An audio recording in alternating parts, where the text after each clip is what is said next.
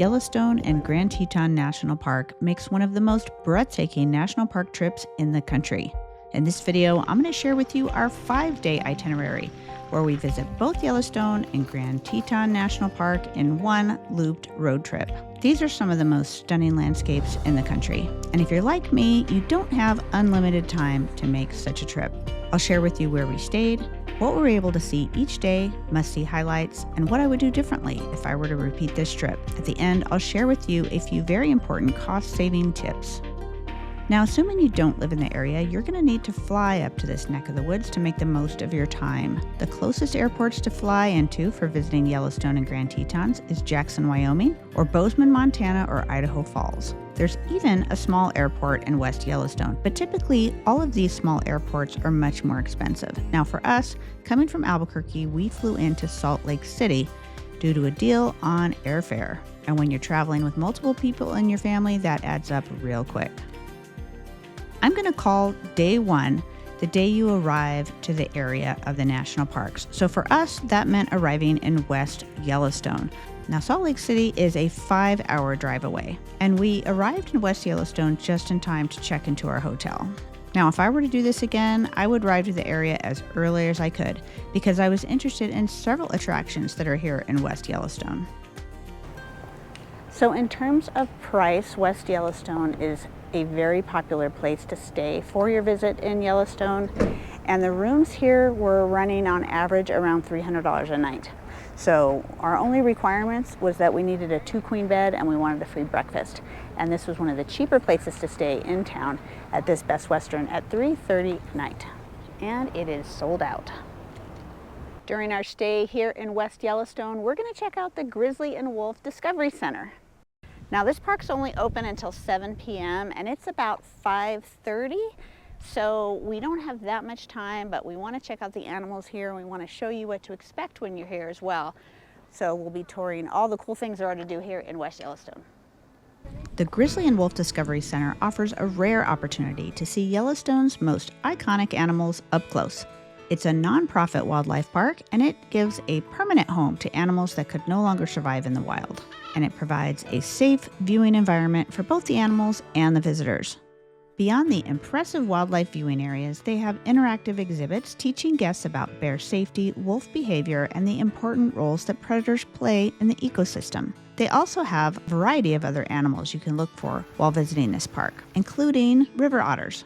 If you run out of time to see everything you want to see, your admission ticket is good for 2 days. We really enjoyed our visit here. It's a great stop for families and wildlife enthusiasts, especially if you don't spot bears or wolves during your time at Yellowstone National Park. After checking out the animals here, we hit the town and we wandered around and looked for a place for dinner. Now, we ended up getting some Italian food here at this little restaurant here, but there are lots of places to choose from, and there is no shortage of nice shops too if you'd like to get some souvenirs from the area.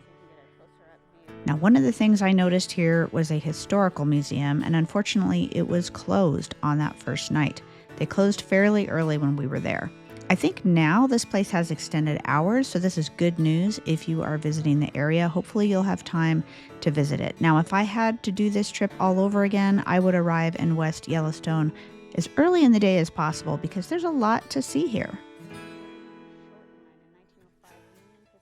But we're going to go to the grocery store. There is a supermarket here, and we plan to pack some sandwiches tomorrow so that we can not worry about finding a place to eat when I start getting hangry inside Yellowstone. So we're going to pack up some sandwiches and we're going to go back to the room for the night. So here on Madison, they have the Marketplace Supermarket, and they are open until 10 p.m. And just so you know, there's a Chinese restaurant here, and Mountain Mama's Coffee House and Bakery looks pretty fantastic. And a shooting range where you can shoot a real machine gun for your Wild West dreams.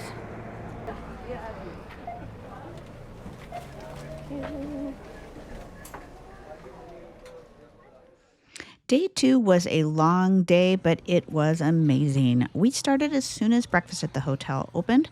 We loaded up on as much breakfast as we could take, and then we were lucky enough to get into the park quickly without a long wait. I don't remember exactly what time it was, but I'll bet it was sometime near the 7 a.m. hour. Now, if there's a long line getting into the park, having the annual National Park Pass will help speed up your entry. There is a dedicated line for that, and it won't slow you down for people that need to pay upon entry. So for this first full day in the park, we cover the upper loop, and there is a lot of ground to cover here. As you enter the park from the left, the road follows the Madison River, and wow, it is so pretty first thing in the morning. And keep your eyes out, you might spot a bison. Now, I mentioned before I have full YouTube videos for each segment of the park here, for each day of the travel, if you want to see a lot more detail about each of the stops. But I'm going to give you a brief overview of everywhere we stopped, so you can kind of plan how much time these stops take for your day. Now, first thing in the morning, it is just stunning with the crisp air, and we were so excited to see these thermal features. So we stopped in the beginning, pretty much at the first ones we saw, and we stopped at all the little stops along the way. This was Gibbon Falls. I believe the stop would be better in the afternoon, since in the morning the waterfall was in the shadow, at least in June, and we'll be driving by this on the way out. So you may want to plan on stopping there in the afternoon instead.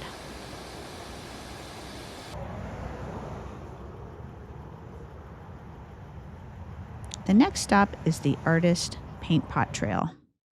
This is a really awesome place to hike because you can see a large variety of thermal features, and it makes a really nice loop. We are entering dangerous ground. Don't be this guy.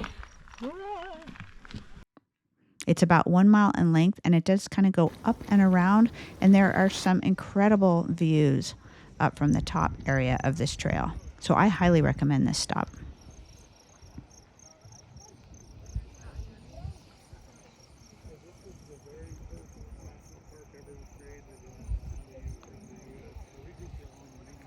After stopping to marvel at some of the bison in the distance, we then stopped at Norris Basin.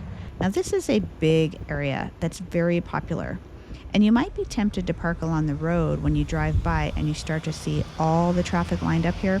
But I recommend just coming into the parking lot, as people are coming and going all day, so spaces will open up. It'll just add a lot of extra time if you have to walk in from the main road. So I just suggest driving in and parking reasonably close. The area is really big. So there is a visitor center, and there's a whole network of paths here. So the first area we started walking was down into Norris Basin, and I do recommend walking down the path and staying along the right-hand side and looking at all the thermal features.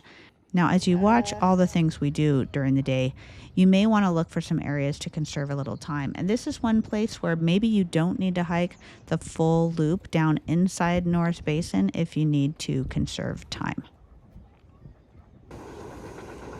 Now, we just explored Porcelain Basin, but you can explore the back basin too here. Now, we walked over to Steamboat Geyser, and there's some really beautiful features along the way. We didn't hike the full loop, but we headed over here to Steamboat Geyser. This is the world's tallest active geyser. Now, it's unpredictable. Major eruptions can shoot water over 300 feet. They do warn you that if there's a major eruption, the dissolved minerals in the steam and water can damage vehicles in the nearby parking lot. After we finished up with Norris Basin, we headed towards Canyon Village. Now, we just drove between the Norris Geyser Basin and Canyon Village, and we have stopped here to get our bearings because we'd like to see the Grand Canyon of Yellowstone and the waterfalls. So we stopped here so we could check out the map. But here you have Canyon Lodge is here at Canyon Village, and there is a big visitor center. There's a restaurant and grill, and it's about lunchtime, so lots of people have arrived to this area here in the center of the park. The first stop we went to is Artist Point, and if there's only one place you have time to visit in this area, this is the area I highly recommend. The view of the waterfall from here and the whole canyon is so incredibly stunning. You won't have it to yourself, but that's okay. There's plenty of room to step aside and get a front row view. What I learned about the whole Canyon Village area is all these various stops on the map are all just different views of the water running through this canyon. And depending on the lighting and the time of day, some views might be better than others. But it did take a lot of time to go to all the different stops, And I really didn't feel like the views were all that different. I really think the views at Artist Point were the best. There is, however, one particular stop that I do still recommend in this area. We're going to head to the brink of that waterfall right there. So this is the brink of Upper Falls. There's also a brink of the Lower Falls as well, and I didn't go to both of them, but this one just really took me by surprise. Just feeling the sheer power of the water coming down over that waterfall was absolutely spectacular. So I do recommend you stop here as well. Now I'll just give you a sample of some of the other views that we stopped at. But again, the upper loop takes a lot of time. And so I would really recommend to see this stop and Artist Point. And you could probably skip a lot of the other viewpoints in this area if you want to continue on the upper loop. Now this next area was really a surprise for me. This is the area of Mount Washburn. I guess I just didn't really realize we had these kind of landscapes here in the park. You can see for miles these beautiful green vistas and mountains off in the distance, beautiful green meadows, and rolling hills that goes on for miles and miles. Seeing the snow-capped peaks was also quite a surprise. Now this section of the road is closed between mid-October to late May. I'm sure they get tons of snow in this area. Now the next stop is Tower Falls. We parked here and we took a walk to the overlook. The waterfall is pretty far away from the overlook, but it is pretty, and in this area we actually spotted an eagle. There was a lot of people gawking to see the wildlife, so I didn't get the best shot. After Tower Fall, but before you get to the turnoff to Lamar Valley, you're going to want to look for Calcite Springs Overlook. Right in this area, there's some very interesting geology here on the cliff sides. It's one of the most beautiful views in the park, so I recommend you stop here and take a look.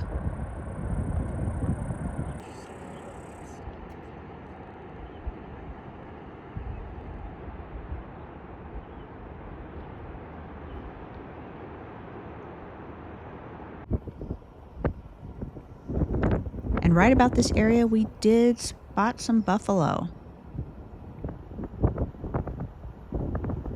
Now, a lot of people suggest that you turn and you head towards the eastern entrance of the park. This is where you're going to see the majority of the buffalo in Lamar Valley. We did not take that turnoff on this road trip. We just stayed on the Grand Loop Drive, the upper loop. And then we arrive in Mammoth Hot Springs. You can see this geothermal feature up ahead in the distance. Now this is a very historic area with lots of historic structures and places to stay in this area. I would have appreciated having more time here. So if I had to do it all over again, I would have reduced the amount of time I stayed in those other areas so that I would have had a little more time to explore this historic town. It's probably also a lot of fun to stay the night in this area. Note here there's also a gas station. If you need to fill up, this is a great place to do it. We just did a drive-through and then we headed over to the major geothermal features here. There's several different areas here where you can stop and look at the features. So we just found a place to park and we went to the first one here on the bottom level by Liberty Cap, walked around, and then we drove up a little further on the road and visited some of the area that was a little higher up. This was a very unique area, and in the late afternoon, the lighting was really, really beautiful. It made the colors just sparkle. All right, so this is where I kind of ran out of time. I would have liked to explore longer, but we were getting hungry, and it was still quite a drive back to West Yellowstone. So it's about an hour and 20 minutes from Mammoth Springs back to West Yellowstone. And so we were already hungry for dinner, so we headed back. Now this is Beartooth Barbecue, and they had the most fantastic huckleberry beer. This wheat lager here, it was really delicious. The food was great too. I do recommend eating at this spot. On day 3, we're focusing on the most popular area of the park. We're going to head down towards Old Faithful. Along the way, our first stop is off the side road. We're going to take this little side road to Firehole Falls. It follows the river on a pretty small little road. You will find quite a few people stopping here to check out this waterfall. And then the road meanders around and meets back up with the main loop road.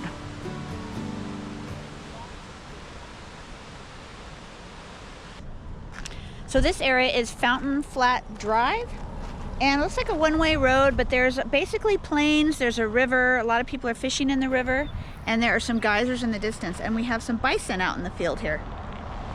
So it's probably a good place to check out some wildlife. If you're into fly fishing, I think this is going to be one of the places you're going to want to stop at. The next stop is part of Lower Geyser Basin. We stopped at the Fountain Paint Pots. What I really liked about this area, there was a big variety of thermal features, and it was a nice and flat, easy walk.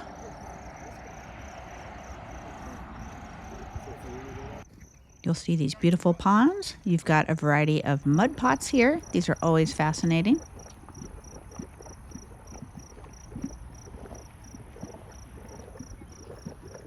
And then we caught some larger geysers that were erupting. This one here sounded like a washing machine.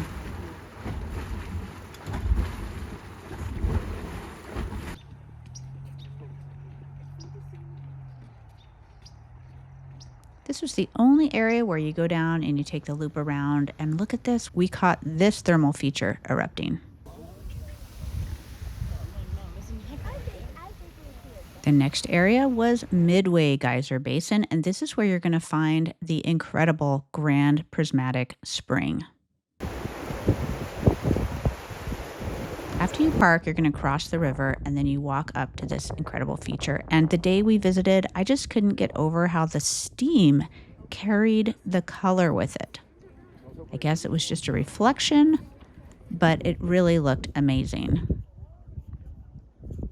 Now, this is one of those places where if there is a breeze outside, I think you're going to get better views. If it's real still, then all the steam is going to stay on top of the feature. You won't be able to see it very well.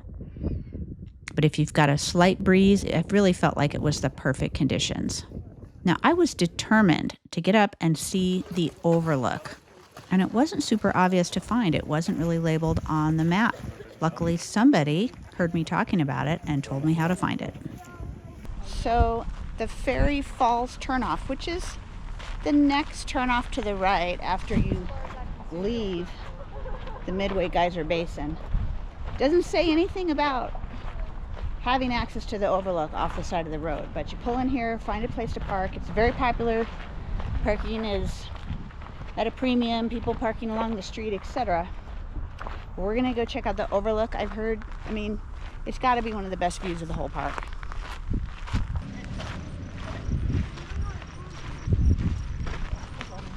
Right here by the parking lot, and then you can see the river right behind there.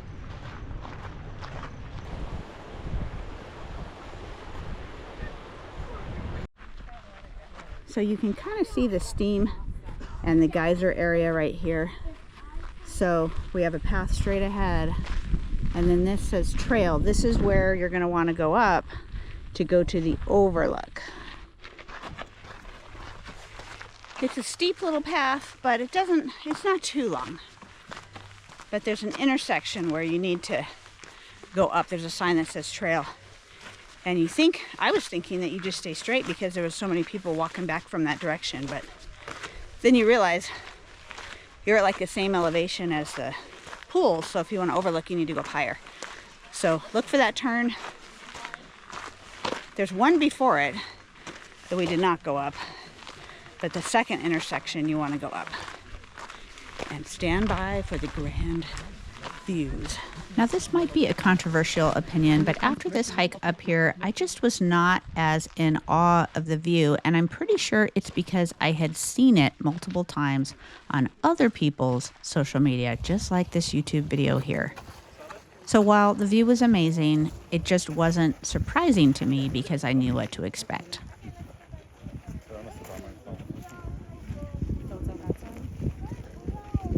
And now we're off to the most popular spot, Old Faithful. Now this area has a great visitor center. It's got a museum that tells you all about the supervolcano you're on. And in this area, there is a viewing window. If you're there in cold or bad weather and you still want to see Old Faithful erupt, that's a good place to check it out. Now, there's a large variety of shopping and food options here, and we took the time to go to Old Faithful Lodge. Now, when you arrive, they're going to have the times posted of when they expect the geyser to erupt. And so we had about an hour to kill before the next eruption. So we decided to go take a look at Old Faithful Lodge. Now, this is something you're going to want to plan some time to see. If you're not able to stay here, you're definitely going to want to check out the inside. Just look at this wooden log structure. It was so beautiful and very historic. And just look at the woodwork here. I just thought it was so beautiful. And you can go upstairs, there's a coffee shop up here, and then you can go out on the patio and look, there's all these seats if you wanted to sit here and watch Old Faithful erupt. It's another place you can watch the eruption. So we headed down to get a closer up view, and it is going to be packed, but they have seats surrounding the entire geyser. So there is plenty of places to sit, and it is quite a show.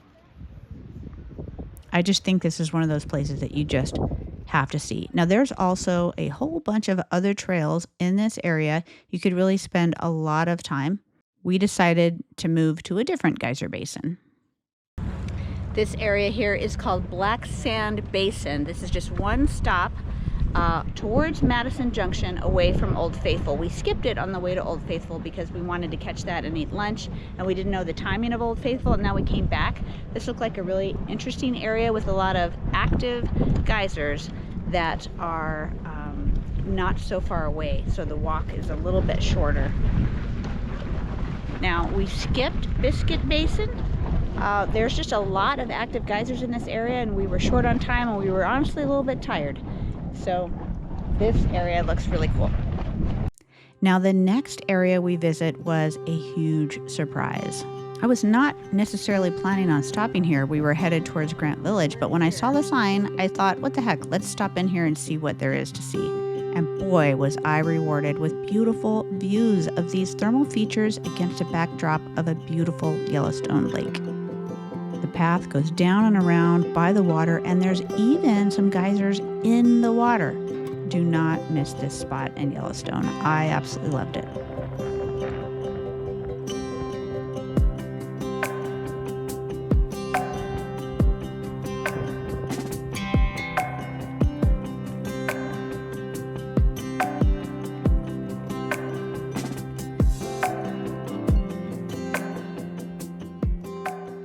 All right, so for our next night, we are staying in Grant Village. Now, I do recommend if you're planning a multi-day trip to Yellowstone that you spend some time outside the park when you arrive, and then you move to one of the lodges inside the park, because if you don't, you're going to be doing a lot of driving back and forth and backtracking quite a bit. So I have a whole dedicated video on my stay in Grant Village. There is a large campground here, and there's several of these buildings with rooms. It was a nice accommodation. It was tight. The beds were full-size beds. They weren't queen beds, and there was no air conditioning, so we definitely had to open the window and use the fan. They did have fans in the room. But this area is where I saw the most wildlife during our stay. Now, they have a big restaurant here, and I wasn't really sure what our options were going to be, so we made reservations to eat in the restaurant. So we checked in, we relaxed for a little while, and then we went to dinner. Now, here's a look at the general store that they have here in Grant Village. And what I didn't realize is this general store also has like a grill here in the back, another option for food. After dinner, we decided to take a drive over in this direction towards Lake Village. I was just really curious, and I was trying to see as much of the park as I could. And it was summer, so we had lots of sunlight. So the majority of the drive follows Yellowstone Lake. It's pretty, but you can also see some of the areas that have been previously burned by wildfires, and look at all the new growth. That was promising. But this view here is what you can expect on this drive. There wasn't much else to see. And we made it all the way to the hotel of Lake Yellowstone. And then they also had these really cute cabins over here as well. Now, there are lake tours that you can take. So if you're interested in boating and being out on the lake, you may want to consider staying here. But for me, this was the least interesting part of the park based on everything else that I had seen. So my personal opinion is if you have to miss it, that's okay. But I will tell you that on the way back, when we were really close to Grant Village, we saw our first wild grizzly bear. Now we kept our distance. I did have a zoom lens and we were in the road far away. Now when we got back, I headed down towards the lake. There was another place to eat here by the marina, and it was a taco shop. So if I was to do this trip again, that's where I would eat dinner. The lake views are awesome, the tacos are delicious, and it was much more reasonably priced. Now that pretty much concludes our day 3. When we get up the next morning, we did eat breakfast back in the main restaurant. They do have some absolutely fantastic huckleberry pancakes. They are huge. But I will warn you that service is slow, and so getting this breakfast actually took a really long time out of our day. So if you're in a hurry, I'd pick up some food maybe at the general store and head on your way because there is a lot to see today. This is the day we're leaving Yellowstone and heading into Grand Teton National Park. Now these are 2 national parks right next to each other, so if you pay your fee in Yellowstone, you do not have to pay again to get into Grand Teton. This entrance is free. Now this is the highway we traveled down that left Yellowstone and headed into Grand Teton, and it's actually the John D. Rockefeller Jr. Memorial Parkway. It's a very scenic drive. Our first stop was the Jackson Lake Overlook. We stopped and soaked it all in, and then we drove on down to Coulter Bay. Coulter Bay is a full-service hub here with lodging, campgrounds, 2 restaurants, gift shops, and a well-stocked general store. I was just blown away by the beautiful views here in this area. If you want to get out on the water, there's a marina with canoes, kayaks, motorboat rentals, and I believe they have some guided lake cruises. If you prefer to stay on the land, there's plenty to do here too with hiking and fishing. We were there to check out the views, check out the visitor center, use the restroom. We walked around just a little bit to see what was here. I would have loved to have stayed here. So much to see and so little time. So we hit the road again and traveled down to our next stop, which is Jackson Lake Dam. This looks like a great place to do some fishing. We walked around a bit just to see what was here. The next area was the Signal Mountain Lodge area. There's another lodge here. We did pick up some coffee and a little bite to eat. And look what we saw off the side of the road. These were all really brief stops up to this point because I did have a mission for the day and I did want to take the boat ride across Jenny Lake. Now you can tell when you're approaching Jenny Lake by the traffic. Don't be discouraged when you see all these cars parked really far away. We were arriving midday. So knowing that people come and go from these places all the way, we just continued to drive in to found a parking spot. Jenny Lake boat shuttle is this way. Now there was a lot to see right around the lake, but we immediately just went all the way back to the boat dock and we were able to just buy our tickets on the spot and take a ride across the lake to do some hiking. It was so gorgeous, and we hiked up to Hidden Falls. Now the hike continues up to Cascade Canyon, and we started to go up that way, but then we realized that maybe our knees weren't up to it for the day, so we didn't continue along the way. But we did stop here for some really beautiful views. Now keep in mind, if you do this hike, you do need to plan your time appropriately. You do need to bring plenty of water because on the way back, we were shocked at the long line waiting to take the boat back. Now you can hike back. That is an option. But for us, we wanted to ride on the boat. And it was really hot. Now they did bring some water jugs around and tried to make the crowd comfortable while they were waiting. Just be prepared for that when you're trying to plan your time. I believe we ended up waiting here about an hour.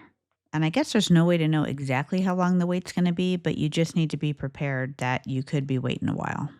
I have a full video on the experience if you want a little more detail. All right, well, with that delay, that did take quite a bit of time, and it was getting pretty late in the afternoon. We stopped at a few more scenic stops, such as checking out this glacier. along the way back, and I was able to catch the visitor center on the south side at the park entrance on the south side. Right before they closed, I got to take a quick look at what was here. I had to actually ask to find Mormon Row. This is another one of the places that everyone wants to visit. And if you're really into photography, it's best to visit Mormon Row in the morning for the best lighting, at least during the summertime. We were there in the afternoon, and the light did get a bit hazy. Now, after this is all said and done, if I had to do this over again, I would give one more day for Grand Teton National Park. I did feel rushed, and I didn't feel like I had enough time to visit these historic structures in this area, which I would have really loved to do. So we made just a quick stop here, got a few photographs, and we headed on into Jackson for the night. Now, Jackson is an absolutely beautiful, charming town, especially here in the historic district, and it is pricey. Not only is it pricey, but it also sells out because it's such a popular area. Now, I found this locally owned hotel called the 49er Inn and Suites, and I loved it. Now, a lot of the hotels had already been sold out, and many of them were quite pricey, but I was really, really pleased with this hotel. We had a huge room. They had a beautiful swimming pool. It was an indoor pool with amazing views. They had a fantastic breakfast. All in all, I just couldn't have asked for a better place to stay. Day 5 started with this delicious breakfast here at the 49er Inn and Suites, and then we explored the beautiful little town of Jackson. I walked all over and actually filmed my walking tour of the town. Now, this is also an opportunity to head back up to Mormon Row if you want to get those morning photographs. Now, we had a long drive planned, so after exploring the historic district, we packed up and headed back towards Salt Lake. Now, there's several different routes in which you can take. This is the one that we took, and it was quite scenic. It was an enjoyable drive. So that is the end of our 5-day itinerary, but I have some tips for you regarding how to save some money. Now, I will tell you that the hotels on this trip were very pricey. And what I think is most important when you're in those national parks is you're going to have to stay at least one night within the national park to save time on your driving. And what I did notice is the hotel rooms in the national park, specifically Yellowstone, vary wildly from day to day. You can see right here on this screenshot where one day it's over $1,000 a night, and then you can see the price drop significantly right here.